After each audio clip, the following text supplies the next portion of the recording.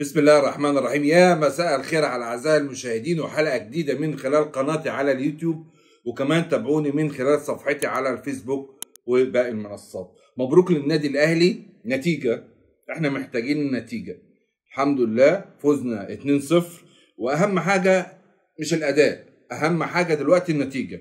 طبعا التشكيلة اللي حطها كولر امبارح، طبعا كل الناس قبل المباراة كانت متخوفة من التشكيلة دي، بس الفكرة اللي احنا عايزين نقولها دلوقتي ان النادي الاهلي بيلعب الدوري مع فرق دون المستوى، ودي مش مشكلة النادي الاهلي، دي مش مشكلة بقية الفرق، ومنها الفرق اللي بتعلق شماعة على خسارتها للدوري او عدم تقدمها في الدوري، فبتكون النتيجة ان الاهلي بتشكيلة الصف الثاني خلص مباراتين مهمين، انبي وطلائع الجيش، وبالتالي احنا بنقول شابو لكولر. ونرجع نسأل السؤال ده بقى، هو ليه ايه الاهداف اللي كولر كان على اساسها عمل النتيجة دي؟ اهداف كولر ايه؟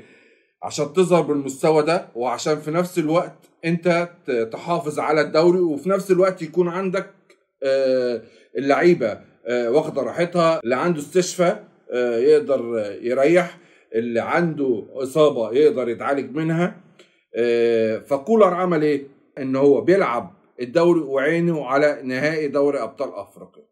طيب اهداف كولر كانت ايه؟ اول حاجة هدف كولر ان هو يرجع اللعيبة اللي بقالها فترة كبيرة ما بتلعبش ورجليها مش في الملعب، ده رقم واحد. طيب هو لما عمل كده رجع ناس كانت محطوطة في التلاجة زي ما بيقولوا، ورجعهم واحدة واحدة وبيرجعهم للماتشات، واحنا محتاجينهم في الفترة دي عشان خاطر نريح الناس الأساسية. لو هنرجع نتكلم على الناس الأساسيين اللي هو ريحهم، يعني مثلا هو ريح محمد الشناوي، طبعا ده إجباري ريحه، وعلى لطفي برضو عشان خاطر الإصابة، وعندك حسين الشحات، بيرسي تاو، محمد عبد المنعم، محمد هاني، مروان عطية، كهربا.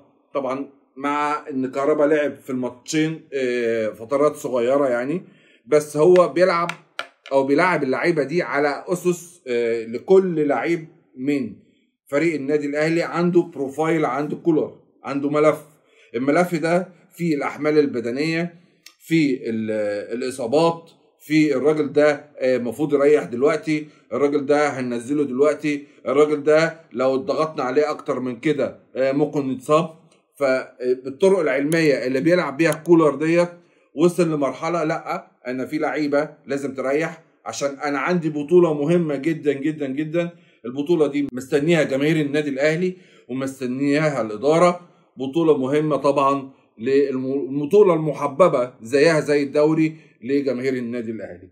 فالميزه اللي عملها كولر ان هو بيلعب وعارف اللعيبه بتاعته مستواها ايه، وعارف اللعيبه بتاعته هتقدر تأدي امتى وهتقدر ما تأديش امتى. فتحيه كبيره لكولر على ان هو عمل الروتيشن المنظم على اسس علميه واسس طبيه.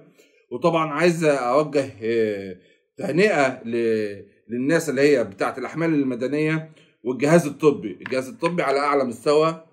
الاحمال البدنيه عند اللعيبه شايفينها، احنا كل الفرق بتيجي في اخر المباراه بتقع، لعيبه الاهلي الحمد لله ما شاء الله عليهم بيأدوا ال90 دقيقه، ويمكن كمان يقدروا يأدوا اكتر من 90 دقيقه. في بعض اللعيبه في النادي الاهلي عايزين نتكلم عليهم شويه. عندنا عمرو السوليه، عندنا قفشه، عندنا اليو دانج، واخر واحد هختم بيه اللي هو برونو سافيو. طبعا عمرو السوليه طبعا راجع من اصابه وبقاله فتره كبيره مش داخل في المباريات، او حتى لما بيدخل لبعض الوقت، بس المباراه اللي فاتت نجم النجوم او نجم المباراه هيكون عمرو السوليه طبعا، ومعاه اليو دانج وقفشه. طب عمرو السوليه لعيب كبير، لعيب على مستوى عالي، لعيب ادى للنادي الاهلي كتير، لعيب بيلعب من غير دوشه، لعيب عارف ايه اللي ليه وايه اللي عليه. فالفتره اللي فاتت هو بيحاول يرجع، وبعدين في مركزه في ناس ظهرت زي مروان ما كبرش على كوره، لعب المباراه وادى يعني هو كابتن الفريق وفعلا كان قائد المباراه. وبالنسبه لعمرو السوليه هو لعيب احنا محتاجينه، لعيب خبرته كبيره، لعيب ادى كتير للنادي الاهلي، فبالتالي انا شايف من وجهة نظري ان عمرو السولية من نجوم المباراة. نيجي لقفشه بقى. قفشه مشكلته مشكلة، قفشه بيلعب تحت ضغط، قفشه مركز مع الجماهير، قفشه في عنده حاجات كتيرة قوي لازم يشتغل عليها. ان هو لعيب مفروض ان هو بيلاعب الفرقة كلها، بيودي المهاجمين، لعيب مفروض يكون بيلعب بدماغه اكتر ما يكون بيلعب برجله. فمشكلة قفشه انه دماغه مشغولة. فالفترة اللي فاتت ديت وانا يعني بتمنى من جماهير النادي الاهلي تهدى شوية على قفشه. قفشه ادى للنادي الاهلي، قفشه طبعا جايب جون في دوري الابطال في مباراة الزمالك، وخلينا ناخد النهائي دوت من الزمالك. وطبعا ده كان بالنسبه لنا ماتش مهم جدا، وخلانا لغايه النهارده رافعين راسنا بالنسبه لمباراه الزمالك دي. فبالتالي انا عايز الناس بس تهدى على قفشه شويه، وفي نفس الوقت هو يركز. هو عندك حلول، يعني زي ما انت لعبتها انت كده في الماتش اللي فات، ولما لقيت ان الدنيا مقفوله ومش عارف تخترق ومش عارف تعمل سيروهاتك ومش عارف تباصي، فشط. فانت استغل الموضوع ده. لو ركزت على الموضوع ده يا قفشه، وانك تحاول في كل مباراه تلعبها تبقى انت مركز في ان انت تشوط، فهتفرق معاك كتير يعني. اليو ديانج طبعا، اليو ديانج بقى له فتره من بعد تقريبا من قبل وبعد مباريات كاس العالم وهو مستواه في النازل. وطبعا الناس كلها كانت متضايقه من اليو ديانج. اليو ديانج مستواه نازل، اليو ديانج مستواه نازل، بس بقى له مباراتين دلوقتي ابتدى يستوعب، ابتدى يركز، ابتدى عارف ان احنا داخلين على مباريات مهمه، فبيأدي وبيأدي برجوله، ولا غنى عن اليو ديانج في مكانه. فطبعا برضو بنرفع القبعه لاليو ديانج، وعايزين منك الاكتر تركيز. وعندنا ماتش طبعا النهائي مع الوداد، محتاجين البروفايل بتاع اليو ديانج ده يكون معانا في الملعب. اما بقى لبرونو سافيو، برونو سافيو دوت انا بلوم اداره النادي الاهلي على القصه اللي مش فاهمها جماهير النادي الاهلي. طيب انا اتكلمت في الموضوع ده تاني وهتكلم فيه تاني وهتكلم فيه تاني. برونو سافيو نزل 10 دقايق في الماتش اللي فات بتاع طلائع الجيش. هو لعيب وعنده حلول وهيديني. طيب انا ليه مجمد الراجل ده؟ هل هو موضوع، طبعا انا بلوم فيها اداره النادي الاهلي وبلوم فيها كولر، هل هو موضوع حب وكراهيه ما بينه وما بين كولر؟ طبعا ده مش شغل بروفيشنال او مش شغل محترفين. انا عايز ان انا في لعيب زي ده اتعاقدت معاه بياخد فلوس بالدولار، راجل عمل مشكله، مش فاهم النادي الاهلي المبادئ والقوانين اللي بيمشي بيها النادي الاهلي. اتكلم كلمتين مع واحد صاحبه، اتكلم مع سيد حفيظ وقال له لو سمحت طب هاتوا الفلوس اللي عليكم، بما معنى الكلام يعني. دي مش نهايه الدنيا. هو راجل محترف، راجل المفروض ان هو بيلعب، راجل المفروض انه في راتبه بينزل، فده من حقه.